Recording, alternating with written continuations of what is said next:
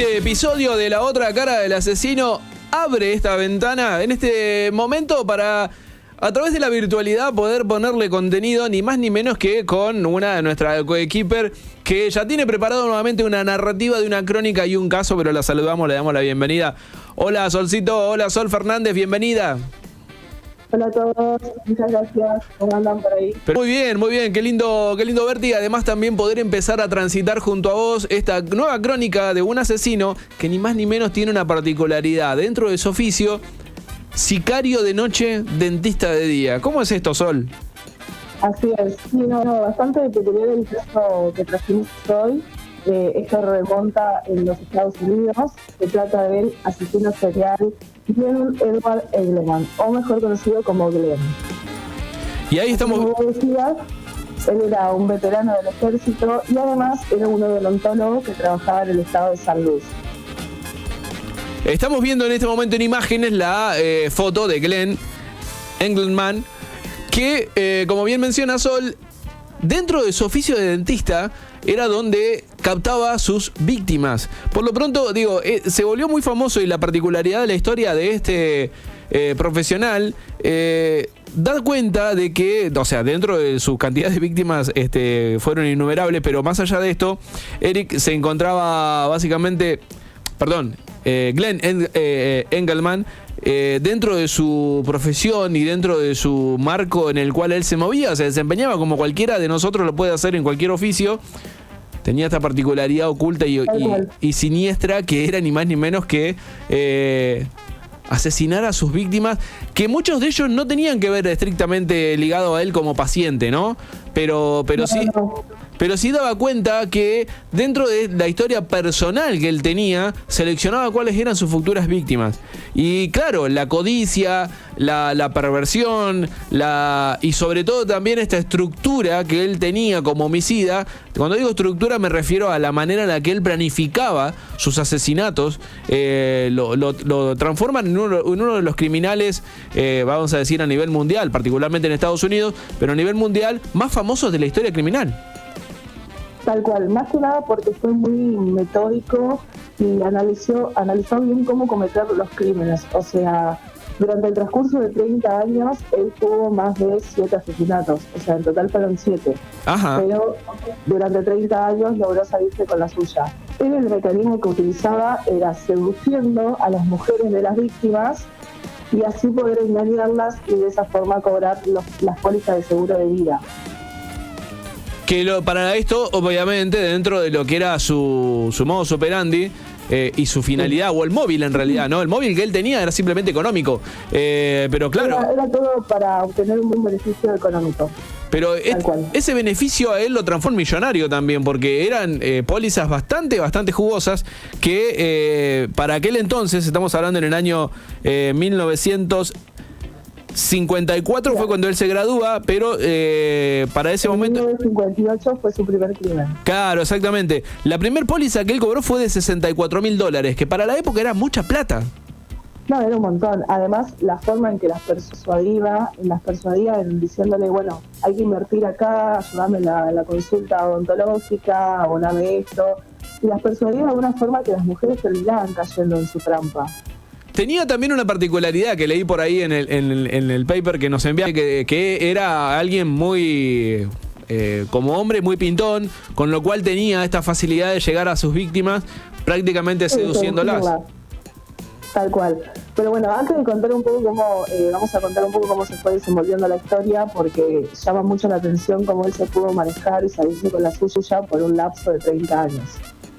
En este caso, Glenn nació un 6 de febrero de 1927 en el estado de San Luis, ahí en Estados Unidos. Y bueno, él fue el menor de 4 hermanos. No hay mucha información sobre su infancia o su adolescencia que puedan servir como datos para explicar quizás el porqué de su comportamiento, sino que ya se visualiza a lo que es su etapa adulta. Él cuando ya es adulto ingresa al ejército de los Estados Unidos, principalmente al área de aéreo, y años después lo termina dejando, que gracias a la ley, que es una ley de reajuste de militares, él logra estudiar en la Universidad de Washington y ahí se recibe en 1954 de odontólogo. Ajá. Ahí es cuando, bueno, rápidamente consigue trabajo en un consultorio de San Luis y se casa con Edna Ruth, que fue su primera esposa. Y bueno, y ahí comienza a crecer todo su plan maquiavélico para poder llegar a tener los beneficios de las pólizas de seguro de vida. Porque él, a los 2 años de casarse, se separa, y a raíz de su divorcio fue cuando comenzó a idear un plan maquiavélico para asesinar al actual marido de su ex esposa. Y ahí es cuando... Ahí estaba. Perdón, porque quiero agregar un dato de los que leí que me llamó la atención. Él básicamente y sistemáticamente tenía previsto no solamente lo que mencionás de poder asesinar al marido de Ruth, que fue su ex primer mujer, sino que a su vez también ya planificaba cuál era su segunda víctima. ¿Por qué? Porque en el año 1963, que es la segunda víctima, que en este caso fue su socio, Eric Frey, por el cual percibe ni más ni menos que la módica suma de $60.000. O sea, venía de cobrar los $64.000 y percibe los otros $60.000. Con lo cual ya para ese entonces estamos hablando que era un cúmulo de dinero sumamente interesante, jugosa suma, que él percibía y que nadie se diera cuenta. Literal, porque bueno, a su primera esposa, cuando él ya estaba separada de ella y ella ya estaba manteniendo una relación con James Bullock, que fue la primera víctima de 27 años, él mientras seguía manteniendo relaciones sexuales con Ruth cada 2x3. Y entre esas veces que las veía, como que le decía, si le llega a pasar algo, vos sabés que contás conmigo, que acá podemos invertir en algún proyecto juntos. Y así fue el caso, que él terminó falleciendo un 17 de diciembre de 1958, pero en realidad fue encontrado muerto de un disparo. Ajá. En el Museo de Arte de San Luis. Y obviamente ahí Ruth termina cobrando los $68.000.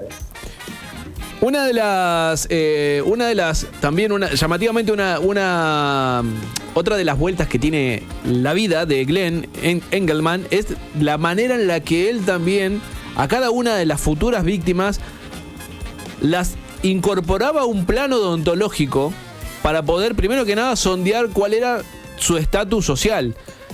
No es lo mismo que él atravesara quizás o transitara la futura víctima una muerte oportuna sin antes no saber si efectivamente contaba con un respaldo que pudiese de alguna manera para las aseguradoras diera con el perfil económico para poder de alguna manera asegurarla. ¿Por qué surge esto? Porque hay una llamativa manera en la cual otra de las pacientes de Glenn, que se llama Sandy, particularmente cuando la incorpora a un plano odontológico que él mismo brindaba, lo primero que hace es un sondeo para saber si económicamente lo podía costear. ¿Para qué? Para que después eventualmente saber si podía o no dar con el perfil de las pólizas de seguro de vida. Porque si esta persona, que obviamente no era una persona común ni corriente dentro de lo económico estamos hablando, pero pertenecía a un estatus social en el cual no daba la sospecha de que fuera una persona que de alguna manera tenía una clase social no apta para ser incluida en una póliza de seguro de vida.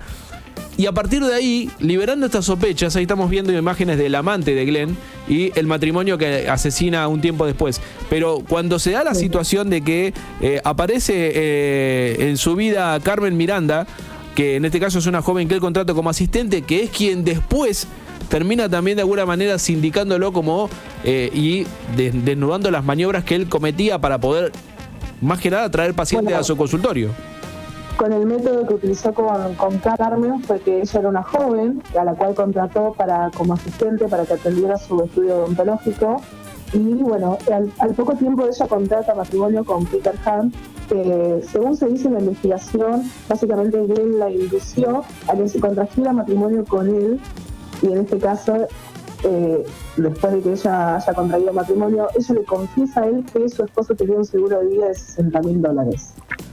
Mierda. Entonces ahí empezó el plan maquiavélico otra vez en conquistar a Carmen y en sacar de lado a su esposa.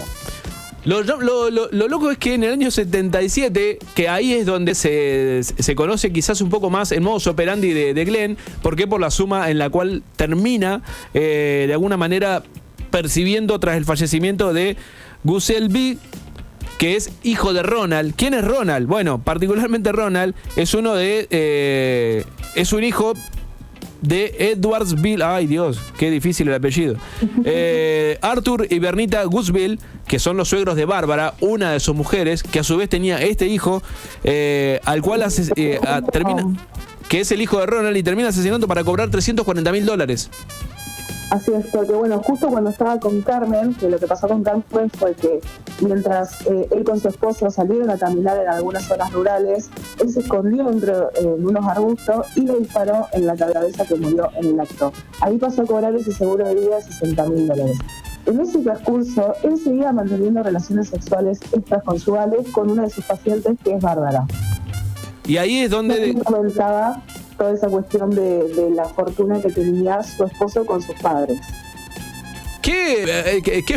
Uno dice, qué vida fácil, más allá de lo, digo, a ver, dentro de la narrativa y la crónica criminal que estamos narrando, claramente fácil no lo es porque hay víctimas de por medio, pero efectivamente dentro de su raíz delictivo se ve que se movía de una, así, tan sigilosamente, pero tan metódicamente, que... Además de que en las escenas del crimen no se encontraba ninguna prueba certera como para llegar a condenarlo, porque ponen en el primer crimen que él cometió, la policía investigó el crimen, fueron a interrogatorio tanto él como Edna, que fue su primera esposa, y como no encontraron pruebas certeras, no hubo más remedio que dejarlos en libertad. En cambio, con el segundo crimen, que fue de su socio Eric Frey, él lo asesinó en el modo de que le tira una piedra en la cabeza, él se cae en el piso y ahí en ese momento que él está desmayado, pone dinamita en toda la zona del lugar y lo termina explotando con el cuerpo adentro. ¿Qué dijo la policía de investigación sobre este crimen? Que fue una muerte accidental. Ah, bueno. Ni más ni menos. Ahora, qué poco se investigaba. El tercer crimen que él comenta, que el tercer crimen que él hace es con el esposo de Carmen, sí. Que ellos estaban en la zona rural, él se esconde en los arbustos y ahí le dispara en la cabeza. ¿Qué dice la policía de investigación sobre esto? Que al ser una zona de casa era probable que eso pudiera pasar. No, bueno. Y terminó saliéndose con la suya por tercera vez. Claro, y es donde la muerte de Ronald, un tiempo después, le termina dando a la viuda de Ronald, que casualmente era la amante de Glenn, nada más ni nada menos que la módica suma de $1.700.000. $700,000, así es. Y a sus suegros, a los suegros de Bárbara, los termina asesinando ahí en su granja agrícola. De ahí sí no se logró tener ninguna investigación ni nada. Pero ya con la muerte del esposo de Bárbara, fue bastante sospechoso porque él apareció muerto en el auto con signos de violencia. Ahí ya la policía empezó a determinar que había bastantes casos parecidos y un mismo en común. Y ahí es donde empiezan de alguna manera a descubrirlo, porque es verdad lo que cuenta Sol, que la policía, más allá de que llegado a este punto de la cantidad de pólizas de seguro que se estaban liquidando, nunca, o sea, no se tenía básicamente una sospecha certera de que él podía hacer. Pero había un hilo conductor que tenían que ver con las muertes cada vez más enigmáticas, porque... A ver, como bien menciona Sol, Ronald aparece muerto en una zona donde atribuyen de que debido a la cacería podía deberse una bala perdida. Pero particularmente este enigma de la muerte de Ronald deriva en que en algún punto se empiezan a atar diferentes cabos que todos conducían a que en algún punto eran pacientes del querido Glenn. Y en cada una de sus víctimas aparece oportunamente un vínculo con él. Por ende, ahí es donde... con las mujeres. Claro, y ahí es donde lo empiezan de alguna manera a investigar, no digo tan a fondo, pero empiezan a sospechar de la participación del dentista. Y de ahí en adelante la suerte de él empieza a venirse cada vez menos, porque si bien es cierto que de golpe de porrazo, a raíz de un coche bomba que explota, particularmente cuando mata a Sofía Barrera, a Sofía, sí, Barrera era el apellido. A ella la mata porque ella termina denunciando que él le debía $14,000 porque ella le daba el lugar para que él tuviera su consultorio odontológico.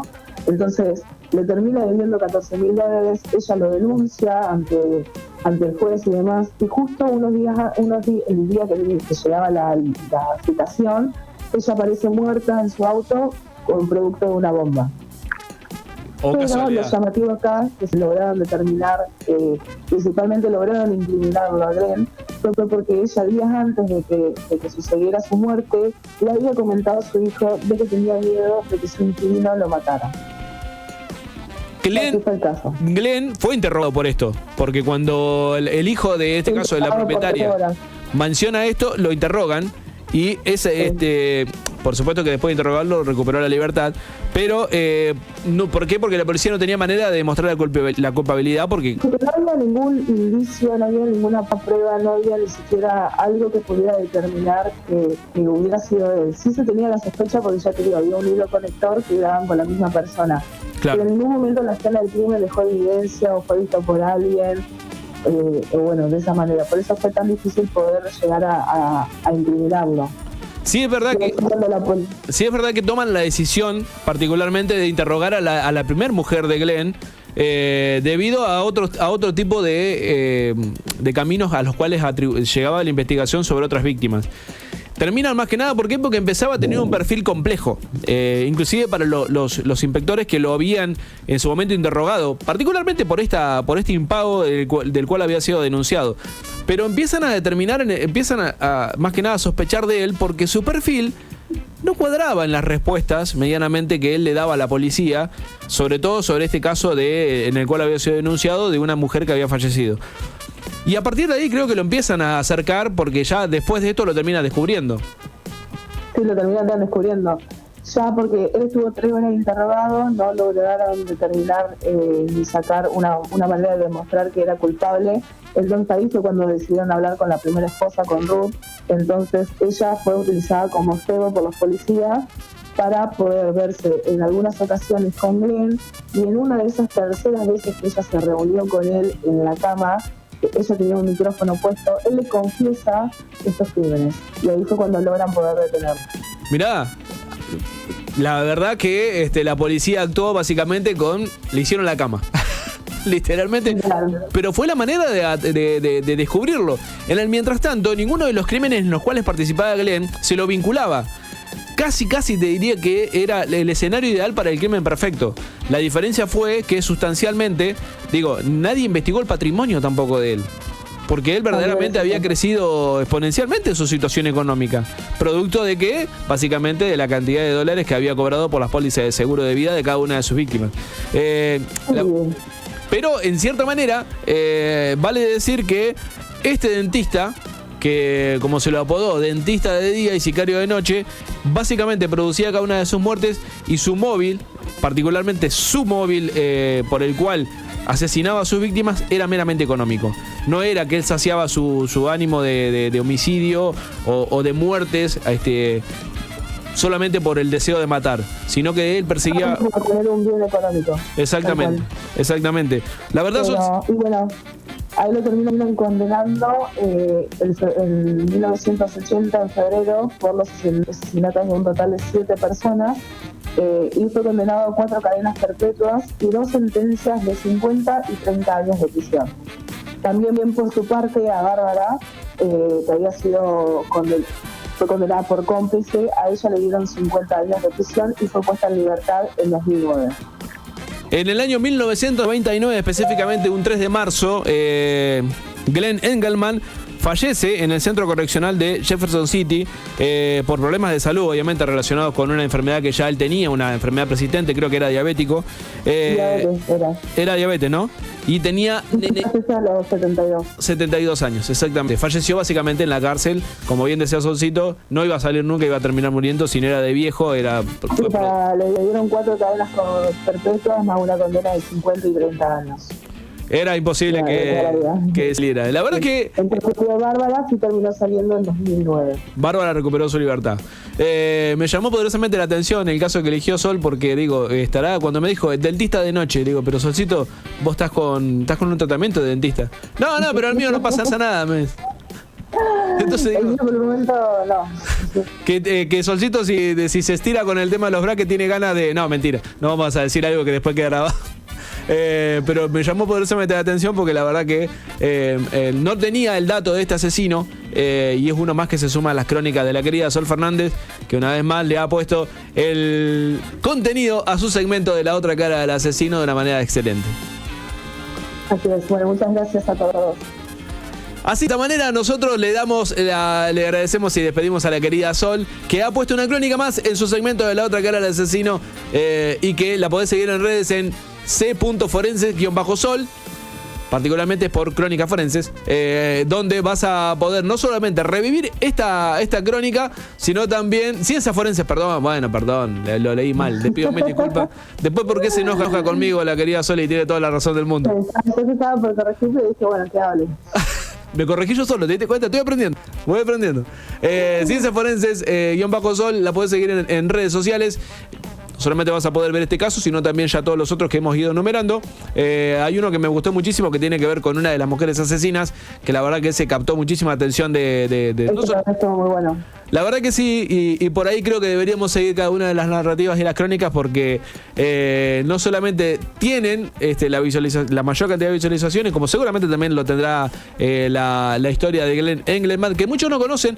Yo particularmente la empecé a conocer ahora. En podcast a la historia de Glenn. Muy bien, tienen los podcasts de la querida Sol, entonces en cualquier momento, atención con las narrativas y las crónicas forenses. En cualquier momento. Muchas gracias, Sebas, buenas noches. Muchas gracias a todos, nos vemos. Quédate en Cero Las, que nosotros continuamos de esta manera.